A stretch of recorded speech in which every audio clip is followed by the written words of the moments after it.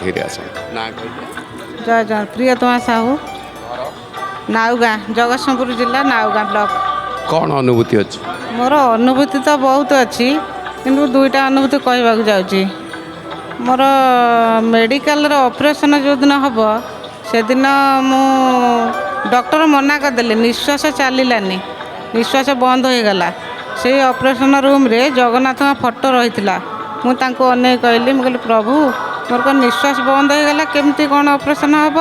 ସାଙ୍ଗେ ସାଙ୍ଗେ ଜଗନ୍ନାଥ କ'ଣ କଲେ ମୁଁ ଜାଣିନି, ମୁଁ ଜଗନ୍ନାଥଙ୍କୁ ବହୁତ ଭଲ ପାଏ, କ'ଣ କଲେ ମୁଁ ଜାଣିନି, ତ ସାଙ୍ଗେ ସାଙ୍ଗେ ନିଶ୍ୱାସ ଚାଲିଲା।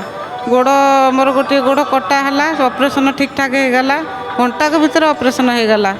ମୁଁ ଆସିକିରି ଘରେ ବହୁତ ଭଲରେ ମୁଁ ଓଟି ରୁମ୍ରୁ ଆସିକିରି ମେଡ଼ିକାଲରେ ରହିଲି। ତାପରେ ଆଉ ଗୋଟେ ଅନୁଭୂତି, ମୁଁ ଆସନ୍ତା ଥର ଆସିଥିଲି ଜଗନ୍ନାଥଙ୍କ କତିକି, ତ ଜମା ଯାଇପାରିଲିନି, ନିଶ୍ୱାସ ବନ୍ଦ ହୋଇଗଲା। ତ ଜଣେ ଭଦ୍ର ବ୍ୟକ୍ତି କିଏ ଗେରୁଆ ବସ୍ତ୍ର ପିନ୍ଧିଛନ୍ତି, ମୋତେ କହିଲେ ମାରେ ତୁ ଜଗନ୍ନାଥ ଦର୍ଶନ କରିସାରିଲୁଣୁ?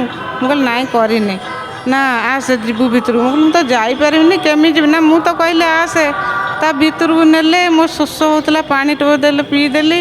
ତାପରେ ସେ ଆଉ କୁଆଡ଼େ ପଳେଇଲେ ଜାଣିପାରିଲେନି। କିନ୍ତୁ ଜଗନ୍ନାଥଙ୍କୁ ପୁରା ବହୁତ ଭଲ ଭାବରେ ଦେଖିଲି, ଆଜି ମଧ୍ୟ ମୁଁ ଦେଖିଲି। କ'ଣ ସମସ୍ତଙ୍କୁ ବାର୍ତ୍ତା ଦେବାକୁ ଚାହିଁବେ?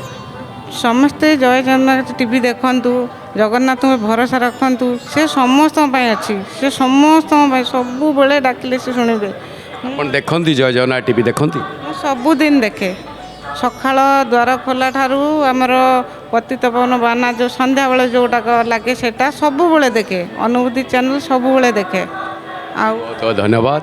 ଜୟ ଜଗନ୍ନାଥ।